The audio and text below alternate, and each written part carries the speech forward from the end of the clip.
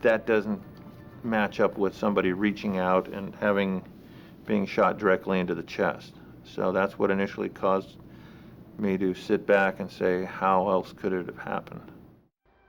Once again, on the 21st of To find out, Detective 𝐂𝐿 devised his own forensic experiment using the antique shotgun. What's up, Panic Fam? I'm Hannah. And if it's 2 a.m., the lights are off and the popcorn is gone cold, you know, it's Panic TV time. Welcome.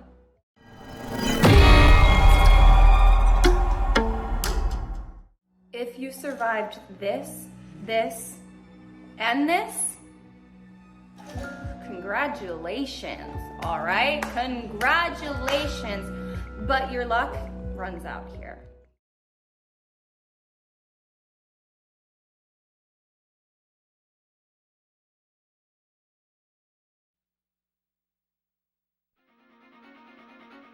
In Northern California, a man sacrifices everything to prove his sister's death was no accident. A sympathetic detective with a brilliant theory becomes his only ally.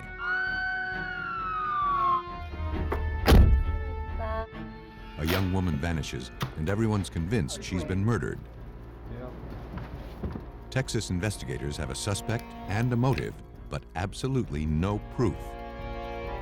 At least, not yet.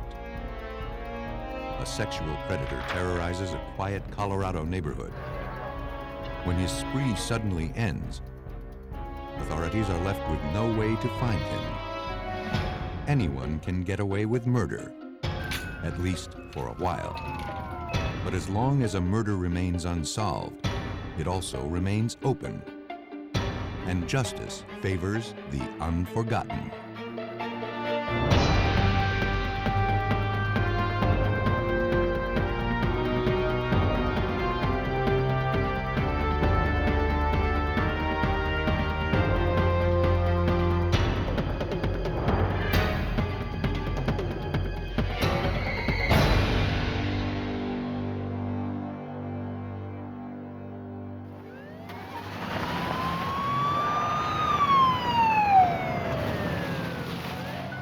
In this episode, some of the names have been changed. On February 22, 1985, Palo Alto, California police were dispatched to the home of James and Abigail Nebauer. 56-year-old James Nebauer told the officers that his wife Abby, one of Northern California's most acclaimed poets, had been accidentally shot. When officers made their way inside, they found the 47-year-old mother of three dead on the kitchen floor. She had suffered a massive shotgun blast to the chest. Police collected a partially disassembled antique shotgun lying on the floor a few feet from Abby's body.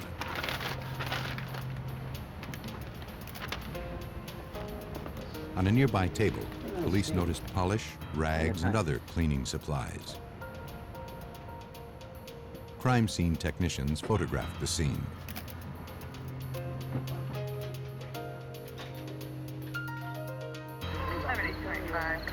James Nebauer, a physical education therapist for a local public school system, explained what had happened. He said that his wife had left to run errands earlier that afternoon. James had just returned from a skiing trip with his youngest son. He worked to finish restoring an antique shotgun that he planned to give to one of his children as a gift. When Abby returned home a few hours later, he was anxious to show her the progress he had made. While she was admiring the workmanship on the barrel, the shotgun inexplicably fired. James had no idea that the old gun was loaded, nor could he explain why it fired. He couldn't believe that his wife of 27 years was gone. At autopsy, the coroner established the official cause of death as a gunshot blast to the victim's heart. Abby's death had been instantaneous. The examiner also studied the powder burns left on her blouse. Based on their size and location on the sleeves, he concluded the burn patterns were consistent with James's story, that Abby had been reaching toward the barrel when the shotgun misfired. But as news of the shooting began to spread through Palo Alto, Abby's friends came forward to police, convinced that her tragic death was anything but an accident. One close friend told police that James and Abby's 27-year marriage had turned bitter in recent years.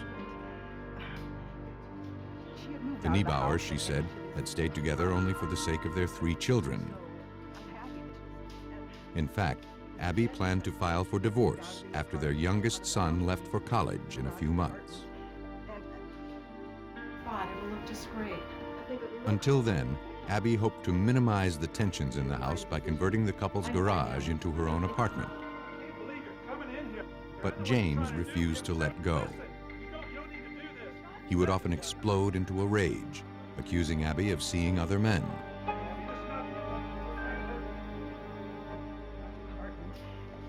Abby began to fear for her own safety. Despite James Nebauer's story to the contrary, friends were convinced that Abby would never have approached him as he held a weapon. Forensic technicians examined the old shotgun. After a thorough analysis, they could find no obvious flaws in the trigger mechanism that would explain why the shotgun had spontaneously fired. Nevertheless, when police reviewed all of the facts of the case, they concluded that Abby's death was consistent with an accidental shooting. The shotgun and Abby Nebauer's clothing were returned to her husband.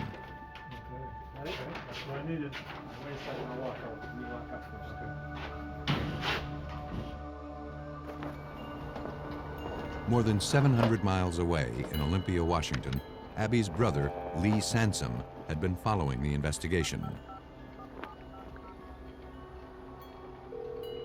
Aware of his sister's turbulent marriage, he also refused to accept that her death had been an accident. I was very much surprised when a friend of my sister's sent me a newspaper clipping indicating that the shooting had been declared an accident by the police.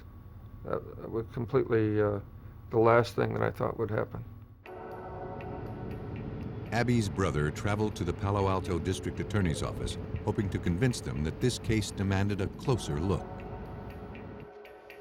Though he had no physical evidence, he believed he could establish a motive for murder. He said that just 2 weeks before Abby's death, the estate of their recently deceased parents had been settled. Abby's inheritance was $180,000. She confided to her brother that she planned to keep it in an account where James couldn't touch it. However, if Abby died before her divorce was finalized, the money would automatically go to James Nebauer, which is exactly how it was playing out.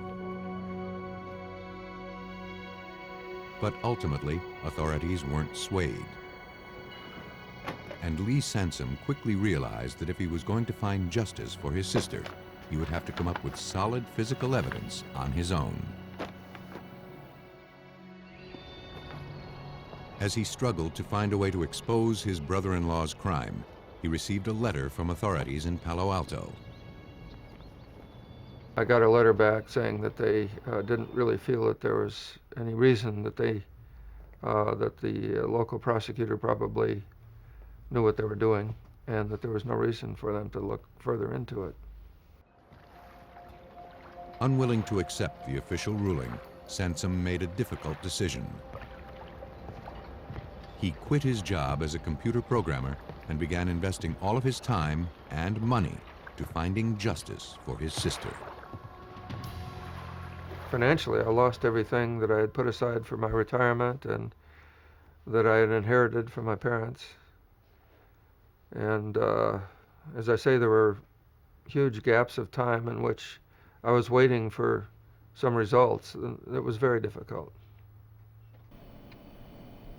Sounds like a good one. 8 years passed without a break. Then, Sansom learned of a survivors advocacy group called Citizens Against Homicide. Good to hear from you. They agreed to help him jumpstart the investigation. The group contacted the Palo Alto Police Department and persisted until authorities agreed to re-examine Abby's death. When homicide detective Michael Yore reviewed the files, he was surprised at what he found. My first impression on this particular case was that there was a homicide that occurred. This was not an accident. With Lee Sansom's help, Detective Yore, a firearms expert, retrieved the old shotgun and examined it for himself. It left him with more questions than answers. How could you get a single shot shotgun, okay, where you have 14 pounds of pressure to cock the shotgun? How could you get something like that where you've taken the time to take the foregrip off, taken the time to take the stock off, unscrew all these parts, and then not notice that this is a single shot shotgun that's loaded and cocked? Taking another look into this case. The finding compelled detectives to reopen the case. Sorry about your mom. They began by interviewing the couple's youngest son, who was living at home at the time of the shooting. Angry. He told police that just hours before his mother was killed, he and his father had decided to return home a day early from a skiing trip. When they entered the house, he said his father stopped suddenly, listening for a sign that Abby was there with another man. Oh, nothing. Listen, why don't I But give you a couple Abby wasn't home. You've been away for a while. His father seemed agitated and then suggested he go out and have fun that evening.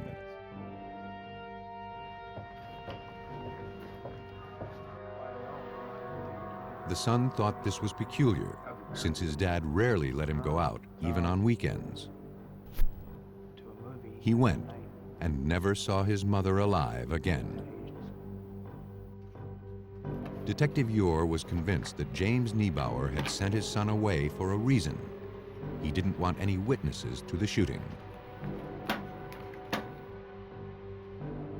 But until investigators could find a way to come up with solid physical evidence to prove murder, Abby's death would officially remain an accident. After 10 years, police in Palo Alto, California agreed to reopen the investigation into the death of 47-year-old Abby Nebauer, shot by her husband James as he worked to restore an antique shotgun. Though they now suspected she had been murdered, investigators lacked the physical evidence to prove it. Convinced that something had been overlooked years before, Detective Michael Yore examined the coroner's report. The medical examiner had stated that the powder burns on Abby's sweater were consistent with her reaching out toward the gun barrel when it fired. When Detective Yore viewed the photos for himself, he came to a different conclusion. The powder burns, he noticed, were on the outside forearm area of the sweater. That doesn't match up with somebody reaching out and being shot directly into the chest. So that's what initially caused me to sit back and say, how else could it have happened?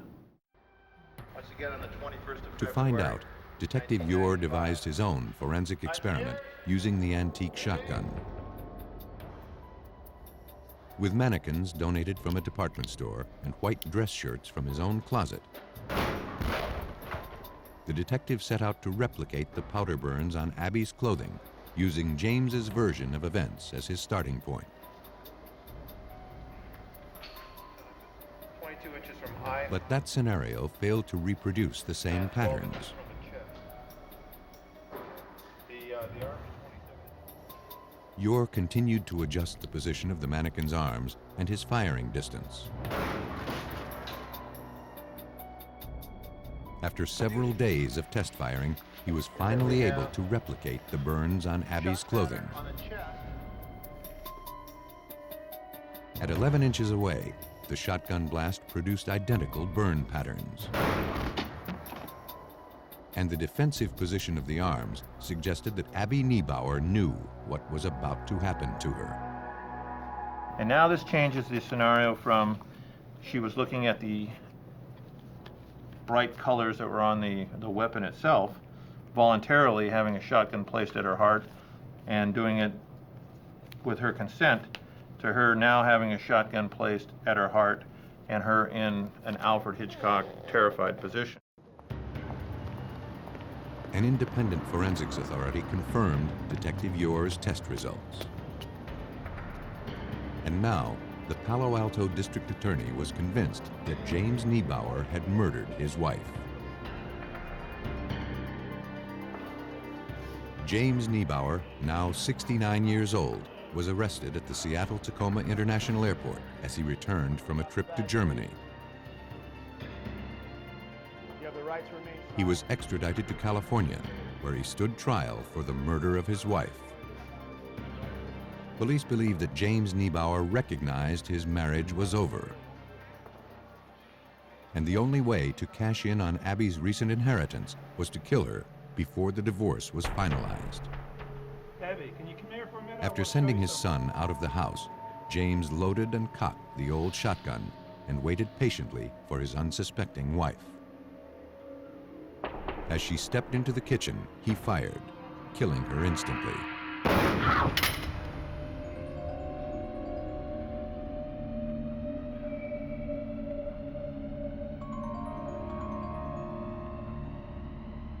Later, he staged the scene to appear he'd been cleaning the weapon.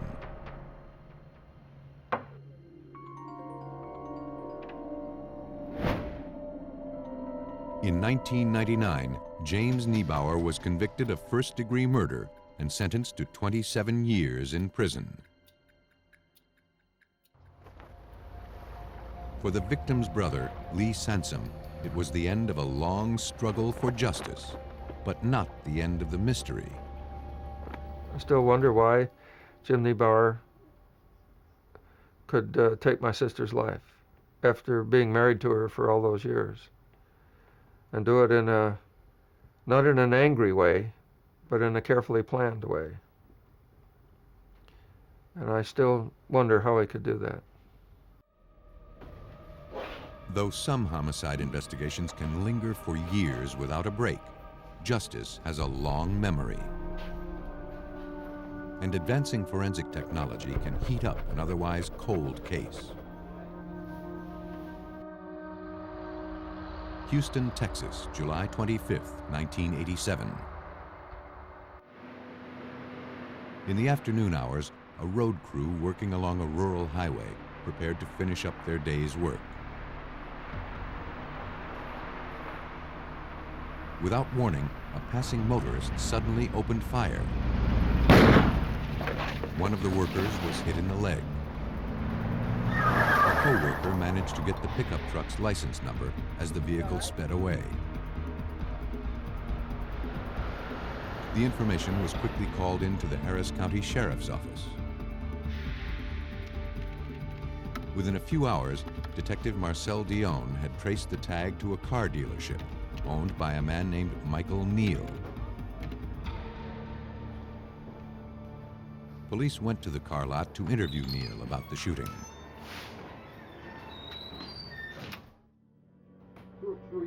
But according to an employee there, a young woman named Tracy Shine, Michael Neal wasn't around. Is he here? Is Michael here? Detectives asked her about his current whereabouts, but she was incoherent and seemed unable to answer any questions. What you on? You want something? You look kind of funny. Tracy Joe appeared to have probably had a shot or had taken some type of a drug, and I tried to get her to tell me where Michael Neal was, because that's who I was looking for. The officers asked to look around. Near Tracy Joe, the detective found a bag containing a powdery substance. Hey, detective, I think you And need in to the come see back room, the deputy uncovered a makeshift lab used for manufacturing methamphetamine, a potent form of speed.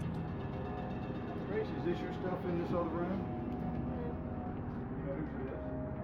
Though Tracy Jo claimed to know nothing about that, she was placed under arrest.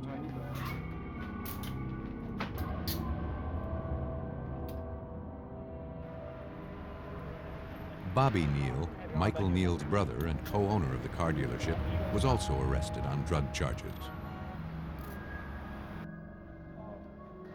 Now, with drug charges pending, Tracy Jo was willing to talk to police about Michael Neal. Straight shooting. And we're trying to look out for you, because this is no... She said she and Michael were romantically involved. I really don't think you're In fact, the two shared a house. And so what I... But you can... Though she didn't know where he currently was, she told police that he was the man who had shot the road worker. Well, I gotta take you back in the lot. She said that she and Michael Neal had gone out joyriding in his pickup truck. He was firing a handgun at random targets and thought it would be funny to shoot at the workers. Tracy Jo didn't know that he intended to actually hit them. She said she would be willing to testify against her boyfriend if police agreed to drop the drug charges against her. Until then, she refused to make an official statement. Tracy Jo was released on bail. When she left that, she told me she would get back with me and help me with the case.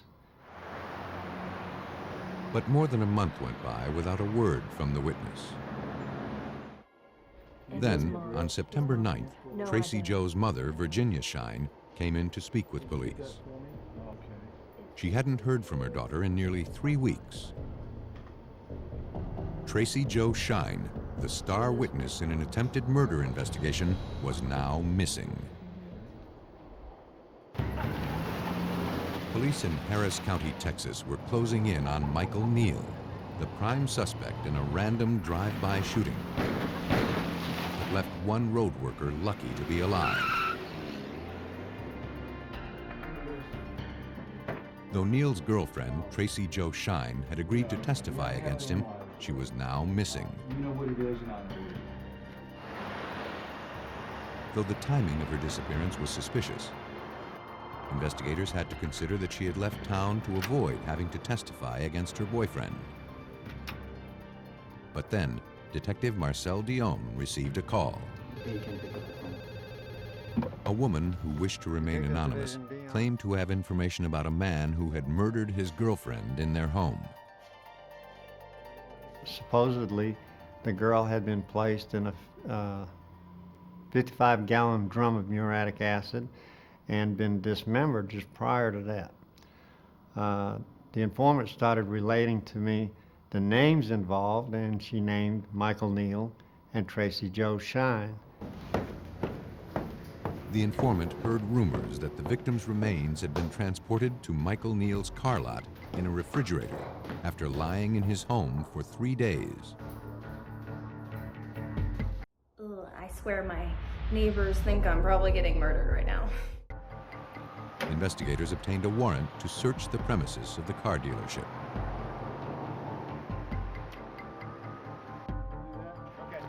Though Michael Neal was not at work, Harris County authorities began searching the area. On the side of the building, technicians found an abandoned refrigerator. It was unplugged and wide open, as if it were being aired out. It appeared to have been recently cleaned, but as examiners soon learned, not thoroughly enough. Debris still clung to its surfaces, including what appeared to be a small fragment of flesh.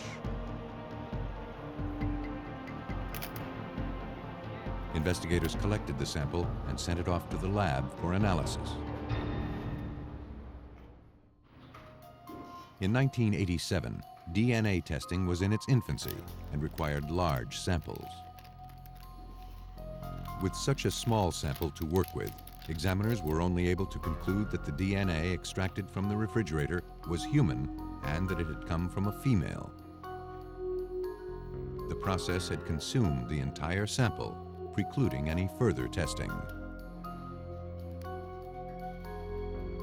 For investigators, the finding of female human tissue, however, supported the anonymous caller's statements that Tracy Jo Shine had been murdered.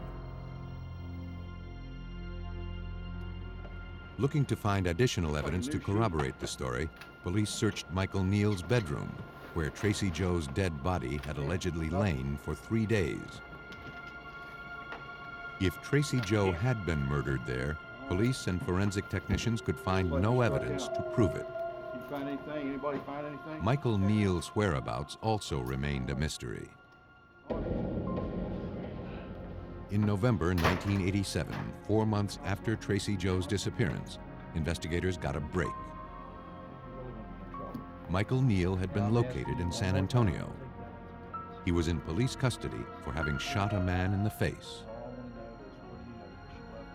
Through his lawyer, Michael refused to make any statements about Tracy Jo Shine's whereabouts. Though investigators believed he was involved in her disappearance, they lacked physical evidence.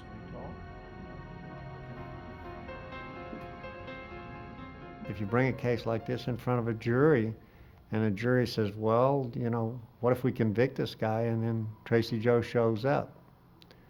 And it's very hard to, when somebody disappears, to assume that this person is dead. Investigators would have to find another way to make their case. They interviewed dozens of inmates serving time with Michael Neal, hoping the suspect had bragged about the murder. But other than rumors, no one had any useful information. For months, detectives searched the surrounding area, hoping any sign of the missing woman would turn up. But the investigation into Tracy Jo Shine's disappearance turned cold. And it would remain that way for the next 12 years. By 1999, Harris County detectives had formed a cold case squad to deal with a growing number of unsolved crimes. While assessing old files, they came across Tracy Jo Shine's case report. They agreed her disappearance demanded a closer look. And though more than a decade had gone by, Detective Roger Wedgeworth believed the passage of time could work to his benefit. People get divorced. Wives are more likely to talk about an ex-husband than they are to talk about a present husband. People aren't threatened by individuals anymore. They could be incarcerated, something like that. So time helps us that way. One of the people mellowed by time was Michael Neal's brother, Bobby, who had been imprisoned 12 years earlier for manufacturing methamphetamines. His parole hearing was coming up, and now he was willing to tell what he knew.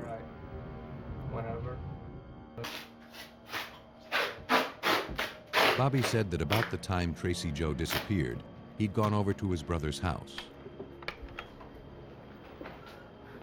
He found Michael in the garage, trying to load a taped-up refrigerator into his pickup truck. Where do you want to put it? Gonna put it in the truck. The place reeked, and Michael was burning incense to cover the smell. Bobby helped his brother put the fridge on the truck.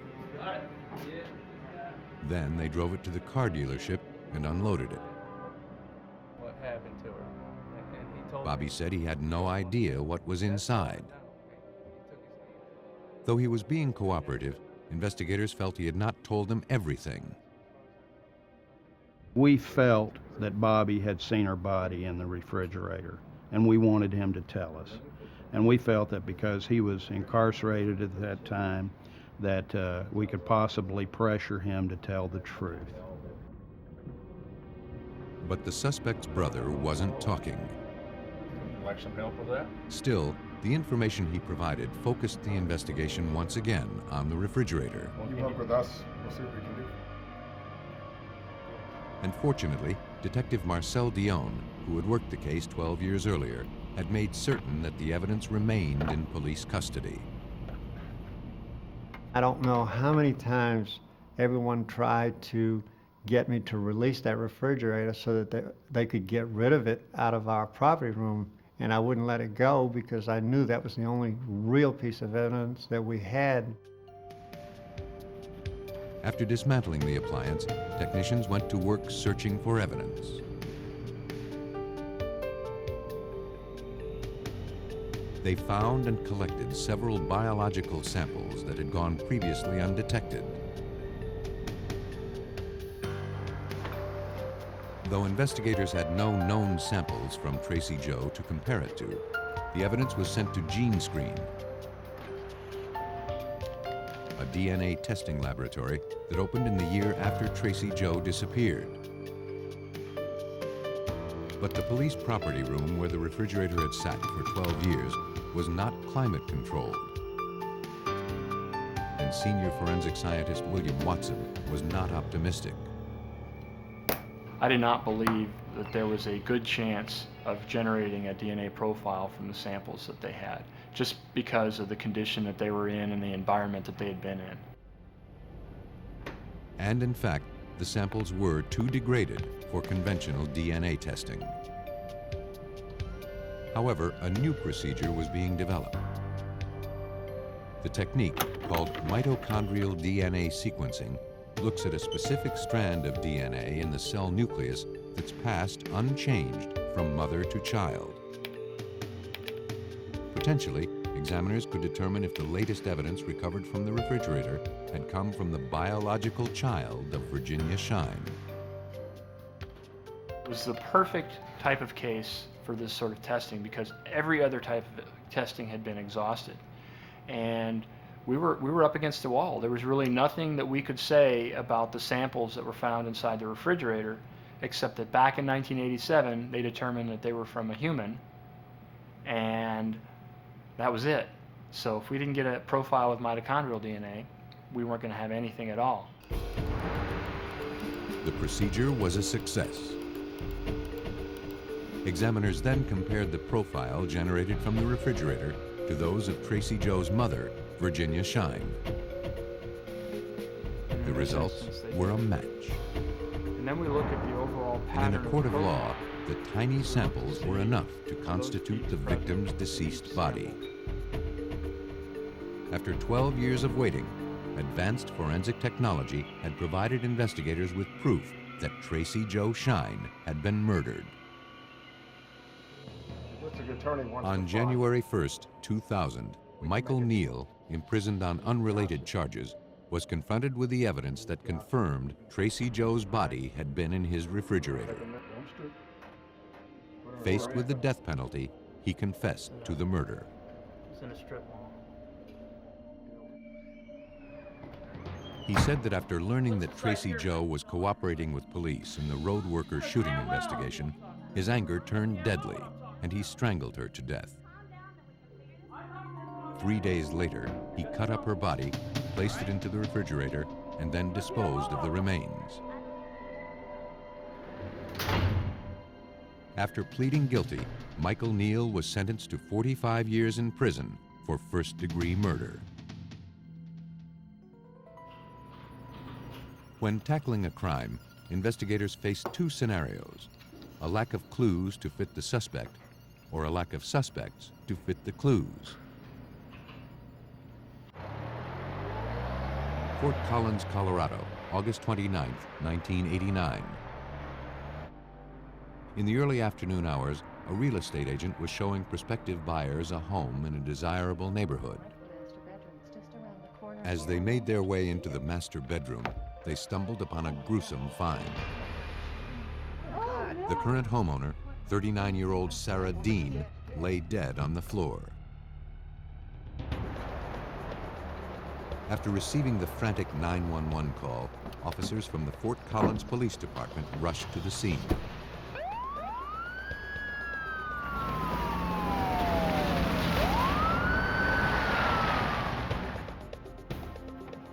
There, in the second-floor bedroom, they found the victim with a telephone cord wrapped tightly around her neck. Sarah Dean had also been sexually assaulted. Right. right. A spilled cup of water found near her body suggested she had been taken by surprise. Tag it. Police searched the nearby bathroom. Chances are this has got a lot. In the bathtub, they located debris that had been tracked in from the outside. The window was unlocked. For investigators, this marked the killer's likely entry point. Looking to uncover additional evidence, crime scene technicians applied a laser wand throughout the area, which causes the proteins found in bodily fluids to fluoresce. The laser exposed several stains. Take a picture of this down here for me. The samples were collected and preserved as evidence.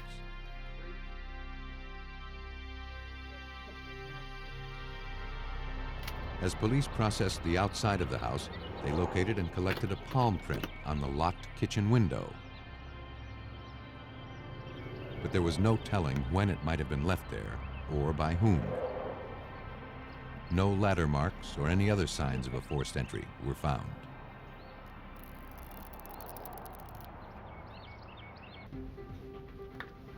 At autopsy, the medical examiner confirmed that Sarah Dean had been brutally beaten before being sexually assaulted and then strangled to death.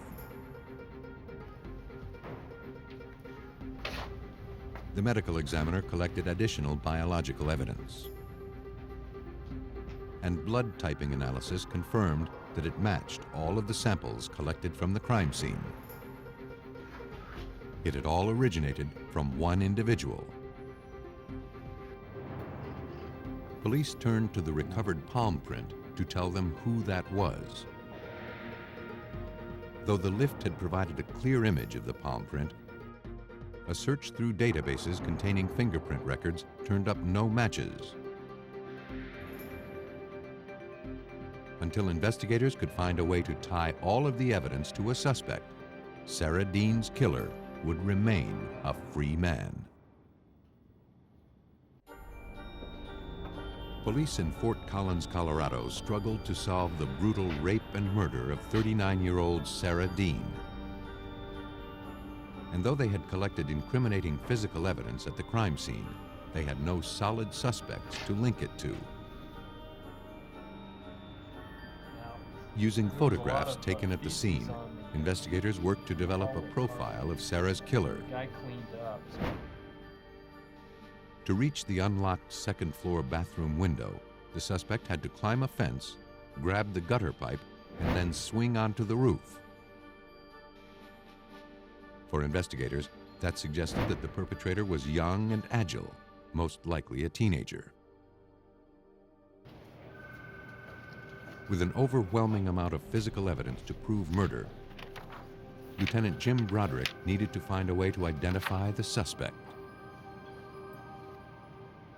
I guess there was kind of a sense of confidence the whole time we were working it, is that we were finding evidence of the intruder. It was just a matter of identifying who the intruder was.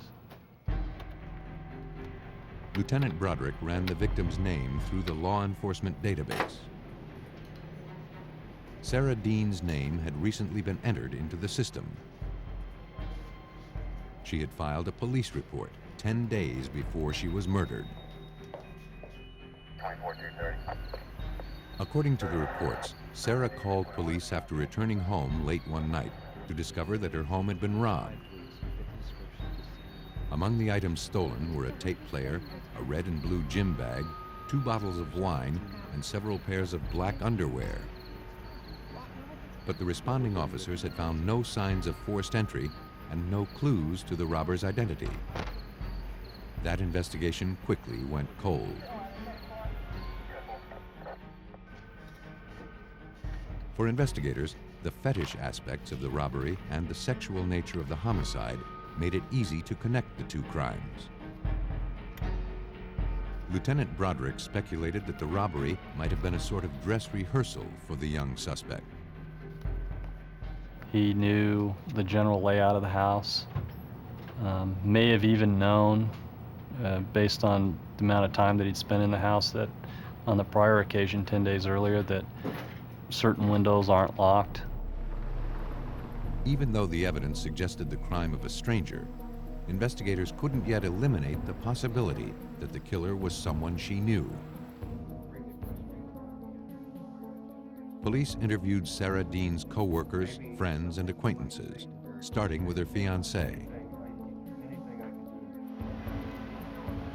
He told police that he and Sarah had recently become engaged and planned to marry in a few months.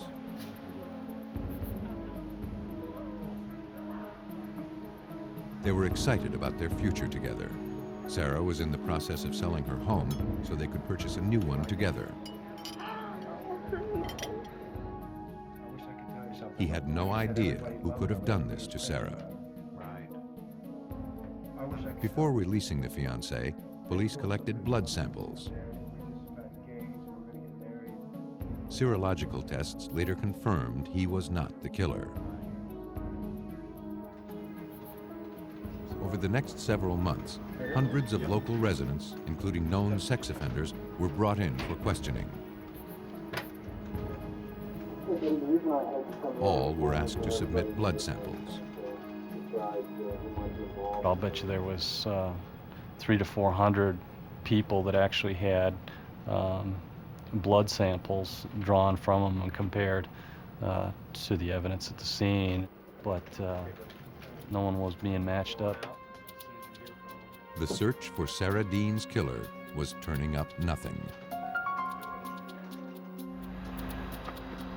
Then, in September 1989, a month after the homicide, Fort Collins police uncovered a clue. A car that had recently been reported stolen was found abandoned along the side of the road. Inside, the officer collected a baseball cap with the initials DT Jr. written on the brim.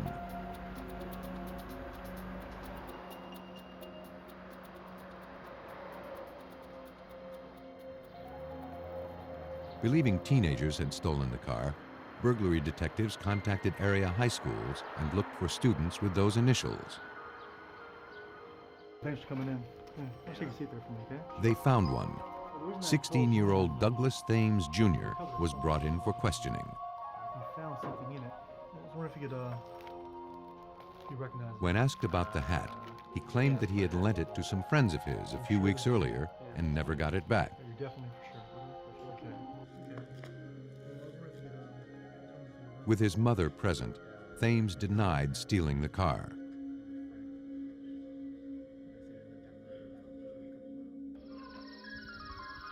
Within a few hours, police had located the two young men. They not only admitted stealing the car, they also confessed to being part of a gang responsible for robbing a few area homes. They showed police where they kept their stolen property. Among the electronics and other goods, police found a red and blue gym bag, like the one reported stolen by Sarah Dean 10 days before her murder.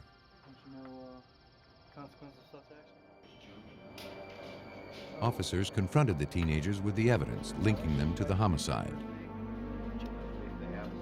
But the boys denied any knowledge of it. We did catch up. And they refused to divulge the names of other teenagers involved in the robberies.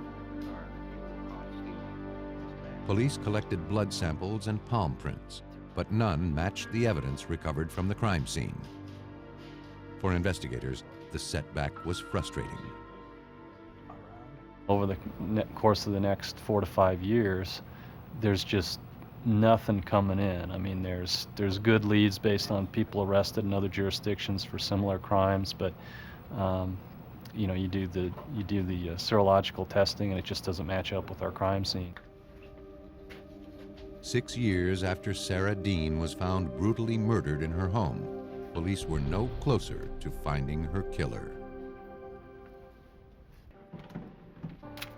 By 1995, 6 years had passed since 39-year-old Sarah Dean was found sexually assaulted and murdered in her Fort Collins, Colorado home. Though police had collected an overwhelming amount of physical evidence from the crime scene, they struggled to link it to a suspect. The case had ground to a halt. But in July of 1995, all of that changed. A heating technician working on a furnace in a rented house made a strange discovery.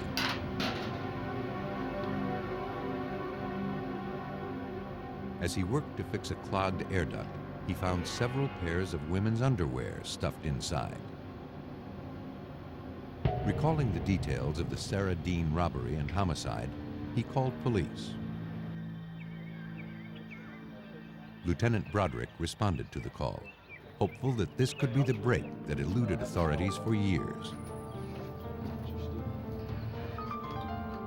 Up inside there? Yeah, that's... When he saw the underwear, he realized they matched the description of those that had been reported stolen by Sarah Dean 10 days before her murder. The detective collected the items and forwarded them to the Colorado Bureau of Investigation. There, Laboratory Agent Examiner Ted DeValis located and extracted biological evidence from several of the items.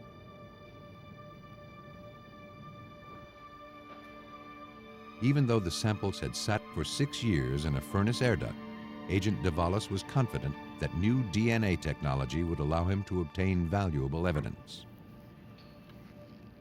I would have been concerned of doing the old ABO typing and some of the protein markers, which are more subject to degradation. DNA is very stable, and again, what we do is we always go ahead and try to develop a DNA profile to see if we can be successful or not. DeValis was able to develop a genetic profile of the suspect from the evidence recovered from the underwear. When that was compared to the biological evidence recovered from the Sarah Dean crime scene, DeValis concluded that all of the samples in this case had originated from one individual.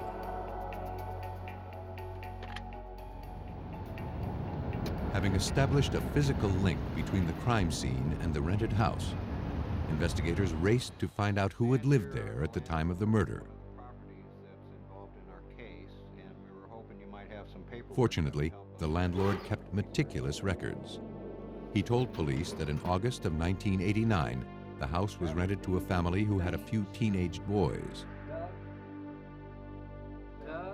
One was named Douglas Thames Jr., the teenager who had provided investigators with information 6 years earlier. Here were their grandparents, I believe.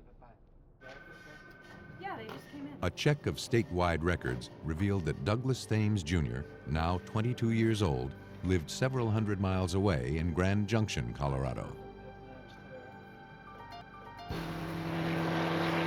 Armed with a court order to obtain blood samples and fingerprints from Douglas Thames Jr., Detective Broderick headed for Grand Junction. If you could slap one character for their dumb decisions, who would it be? Huh? Go on. Vent in the comments. I can't wait to read.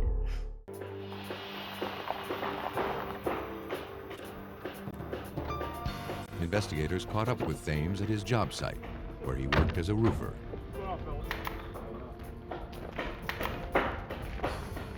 Detective Broderick, we're looking for a Doug Thames. You have one on your crew? Yes, sir. Copy that. He was taken in for questioning. You mind coming down for us to talk today? After several hours, Thames remained uncooperative with police. Doing all right, Douglas? In what city? Convinced he was hiding something, investigators took handprints and collected blood samples before releasing the suspect. Go straight up.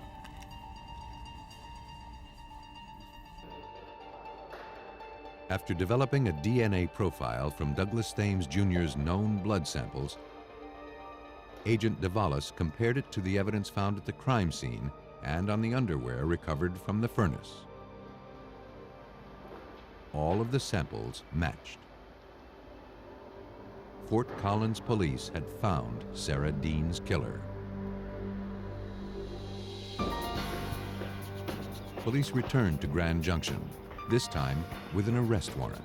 You have the right to talk to a lawyer and have... Douglas Thames Jr. was taken into custody and charged with the 1989 murder of Sarah Dean. Police believe that 10 days after breaking into Sarah Dean's house, the 16-year-old returned, slipping in through the open second-floor bathroom window. Be honest. Did you watch the last scene through your fingers? Comment yes or no. Thames caught his victim completely off guard. Sarah Dean probably never knew what hit her.